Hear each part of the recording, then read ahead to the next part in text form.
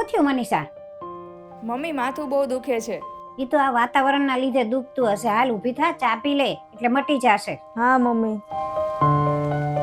ધ્યાન કાંઈ રાખતી નથી ને પછી કે આ દુખે ને આ દુખે કર્યા કરે આખું.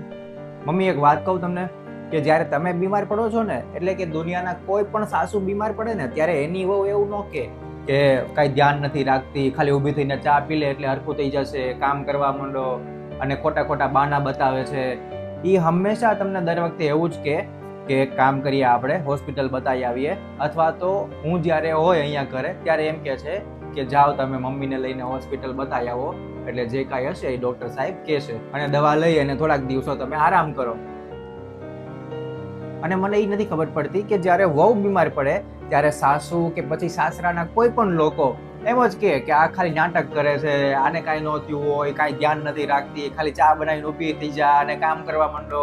અને એને ક્યારેય એવું તો કે જ નહીં કે તું આરામ કર, લે હું તને ચા બનાવી દઉં કે પછી હોસ્પિટલ આપણે બતાવી આવીએ. કદાચ જો એનું પણ તમે થોડું ઘણું ધ્યાન રાખતા હોત ને તો ઘણા બધા સંબંધો સુધરી જાય.